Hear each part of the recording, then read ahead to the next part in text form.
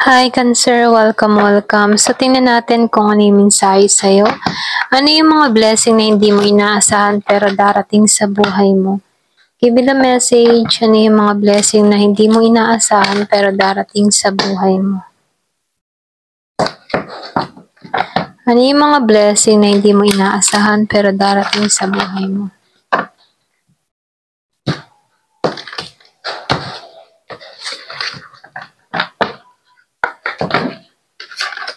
Wow.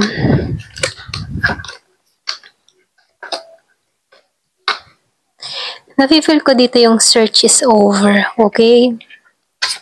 Kumbaga tapos na yung paghahanap, matatagpuan mo na yung nararapat sa'yo. Yung dinadalangin mo magkakaroon na ng kasagutan dito, okay? So nakikitaan ko dito, meron ditong parating sa buhay mo na Aries Leo Sagittarius na kung saan magbibigay sa'yo ng equal and balanced na relasyon, okay? So nakikitaan ko dito yung sinabi ko nga kanina, search is over, tapos na, siya na yung natagpuan ko, siya na yung iniintay ko, mga ganun yung mga energy. Ito yung babae, lalaking karapat-dapat para sa akin. Mga ganun yung energy or impact ng mensahe na to. So, nakikitaan ko rin dito, pinagdasal mo to. Pwedeng mahabang panahon na pinagdadasal mo to at ito'y ma-attract mo na. Okay? Pagkakaloob na to, kung ano man tong hinihiling mo dito. So, nafe-feel ko rin dito, no, meron akong nakikitang bagong business na parating din sa iba or bagong oportunidad. Ito rin nakikita ko dito. Yung iba naman sa inyo, merong pagbubuntis na manggaganap or meron ditong mabubuntis, okay? So, nakikitaan ko dito, meron ditong hatid na kasaganahan na parating naman dun sa iba. Kung ano man yung mga pinagkakaabalahan mo, mga plano mo, mga ideas mo, magbibigay to ng kasaganahan sa'yo. Kumbaga, patuloy to, okay? Patuloy to sa buhay mo. Mayroon ditong bagong simula sa'yo. Wow, so lumalabas talaga swerte ka. Okay, marami kang mga natutunan sa mga experience o mga pinagdaanan mo sa buhay mo, no? Kung bakit ka lumalago sa panahon ngayon. So nakikitaan ko dito, very loyal kang tao, tapat ka. Kaya dito, no, may blessing talagang ipagkakalob sa'yo. So, meron ditong solid foundation na parating sa'yo. Meron ditong matatag na pundasyon. Okay, ito yung mensahe sa'yo. Kumbaga, sinasabihan ka dito, itong mga panalangin or pinagdadasal mo, ipagkakalob na to sa'yo. Ito yung mensahe. Kumbaga, hindi ka nawalan ng pag-asa. Umaasa ka na balang araw may darating sa buhay mo at parating na to. Okay? So, meron din ako nakikitang parating na Scorpio, Cancer, and Pisces, Aries, Leo, Sagittarius. Yung iba sa inyo, no? So, nakikitaan ko dito, swerte to. Or pwede rin sabihin, mafe-feel mo na you are lucky sa taong ito. Okay? Ito lang nakikita ko. So, dito, nakikitaan ko dito, meron kang mga tinanggalan, meron kang mga na-accomplish para sa sarili mo. Okay? Meron kang inalisan, iniwan, or pwede rin merong pagbabago na nangyayari sa'yo ngayon. Okay? Yung iba sa inyo, ito lang nakikita ko. So, meron ditong 25, 36, 44, 34, and 26 na edad. Okay? Yung iba naman sa inyo, pinanganak noong 2, 25, 18, 26, 11, 15, 17. Okay? Ayan. Give me the message.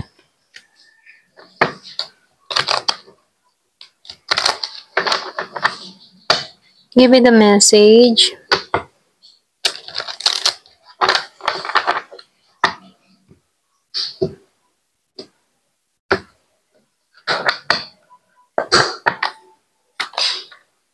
So, merong mysticism dito, no? May konting hiwaga. So, yung iba sa inyo, pinag-iingat ka dito, no? Meron mga swerteng darating sa buhay mo, pero kaiinggitan ka dito. Ito lang yung mensahe, ano? Meron ditong tao na kamatsyag or nakatingin sa'yo. Kumaga itong tao na ito pwedeng inggit sa mga nangyayari at nagaganap sa'yo. Ramdam ng tao na ito na swerte kang tao, okay? So, gusto ng tao na ito na maguluhan ka dito. Ito lang yung mensahe, no? Kaya dito mas mainam yung pag-iwas. Huwag ka din masyadong katiwala sa tao. Pwedeng hindi ka aware sa mga nangyayari, okay? Ayan, ito lang nakikita ko dito, no? meron lang ditong tao na gusto kang magdusa dito. Kumbaga, target nito yung puso mo dito, no? Insecure, inggit, galit, or pwede rin something na nai-insecure sa'yo dahil madali para sa'yo ang buhay, okay? Pwedeng madali ang biyaya sa buhay mo, may swerteng dumarating sa'yo. May nag-uudyok sa tao na to na makagawa sa'yo ng masama dahil inggit na ang nararamdaman ng taong ito sa'yo, okay? So, nakikitaan ko dito, magaling kang kumilos, magaling kang magtrabaho. Pwedeng sa trabaho din, naiinggit sa kakayahan mo, sa ginagawa mo. Ayan. So, pwedeng mayroon kang abilidad na kinainggitan ng tao na to. So, andito kasi stage na sinusubok ka. Yung iba sa inyo, may mga pagsubok na kinakaharap, pero sinasabihan ka dito, kahit subukan ka dito, dahil positibo kang tao, hindi to magtatagumpay. Kasi nakikitaan ko dito, protektado ka eh. Kahit baga meron kang mga nararanasan ng mga kung ano, no. Nakikitaan ko dito yung positive mindset mo, hindi ka maisip dito. So, nakikitaan ko dito, lalong naiinis, lalong naiinggit, dahil lalong nakikita ng tao na ito yung mga pagbabago na nangyayari sa'yo. Kung makikita mo naman, ano, dito sa isang larawan, nakasimangot, ano, kahit meron siyang binibigay na negative energy dyan sa ulo mo, no, para hindi ka makapag-focus sa mga tinatrabaho mo. Lumalabas din dito na sumisingaw lang yung usok sa ulo mo at masaya ka pa rin sa ginagawa mo. Kung nakikita ko dito yung protection na nangyayari sa'yo, okay? Ito lang yung nakikita ko dito, no. So, dito, lumalabas din dito, no, may pagluluksa, pero itong pagluluksa ito, meaning to ng bagong simula, okay? Pwedeng meron kang mga pinagdaanan na sobrang bigat or pwede rin mahirap na sitwasyon, ano, pero nakikitaan ko dito, ito yung pagsubok na kung saan malalampasan mo to, okay? Nandito ka sa moment ng isolation or pwede rin meron kang mga iniwasang tao na kung saan nakikitaan ko dito, dun mo matatagpuan yung kapayapaan mo. So, lumalabas din dito, no, sinasabihan ka dito, once na meron kang mga ginagawa, tinatrabaho, be patient, ano, hindi palaging isang gusto lang natin, makukuha natin agad, ano. Kailangan niya ng tamang takda, tamang panahon para magtagumpay tayo. For example, gustong-gusto mo na magtagumpay yung mga ginagawa mo, be patient, walang instant, okay? Kailangan may oras, panahon na yan, bago nakatakda yung pagtatagumpay. Kanya-kanya ang pagtatagumpay ng tao, hindi porket halimbawa, for example, ano, yung meron kang kakilala nagtatagumpay ngayon, gusto mo magtagumpay din ngayon, hindi ganun, no? Kumbaga, oras na yun, darating din yung oras na para sa'yo, okay?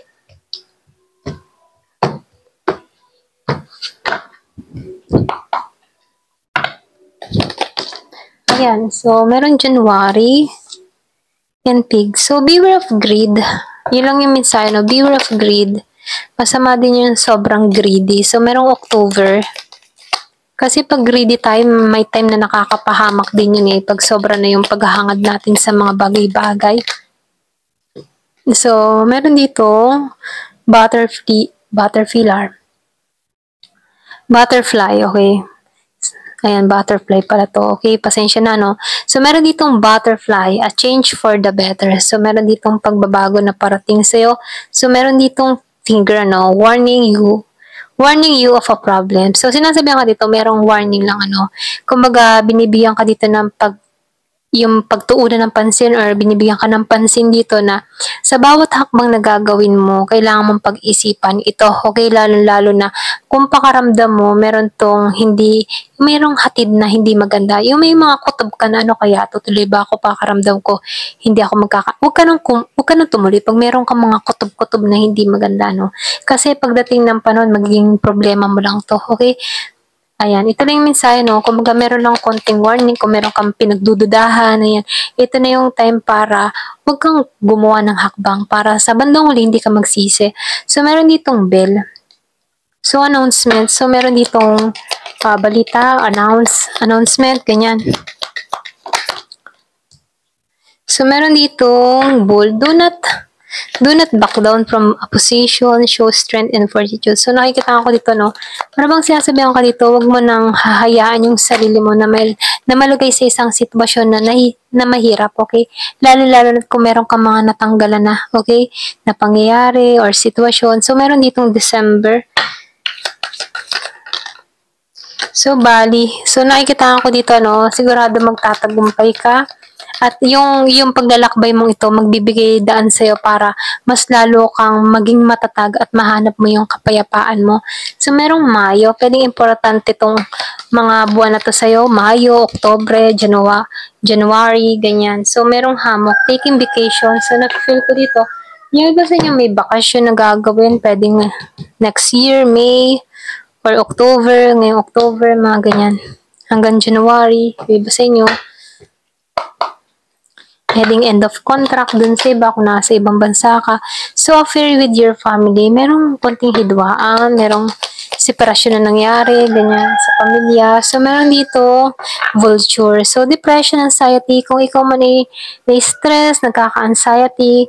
So, meron ditong tao talaga, ayan, lumalabas, meron ditong tao na nagbibigay sa'yo ng alalahanin. Kumbaga, sinabi ko kanina, kung makikita mo dito, may nag-i-intention para mawala ka sa focus. So, may mysticism dito. Ayan, kumbaga, gusto ng tao na ito na magkaroon ka ng anxiety. Kumbaga, hindi siya natutuwa dahil sa kakayahan mo. Ganyan. Mahirap kasi yung mga ganong tao, yung naiinggit ng wala namang dahilan, okay? Kumbaga, hindi nila pagtuunan yung kanilang mga sarili kung paano i-improve yung sarili nila. Okay? Yung iba, ganun. Ayan. Nakakapanakit dahil sa inggit na nararamdaman. So, meron ditong shield. You need to defend yourself. So, kailangan mong pag-ingatan yung sarili mo. So, meron ditong wedge. Someone is trying to come between you and friends. So, yung mga tipo meron ditong tao na gusto makuha kung anong meron ka. Ayan, kahit kaibigan gusto niya makuha yung mga malalapit sa buhay mo. So, meron ditong bridge, successfully overcoming problems. So, sinasabihan ka dito, kahit may mga dumadating na problema sa buhay mo, magtatagumpay ka dito at matatagpuan mo yung authority mo. Okay? Na andun ka sa posisyon na yun, andun yung authority sa buhay mo. Okay? Ayan, hanggang dito na lamang po. Thank you for watching. Love and peace.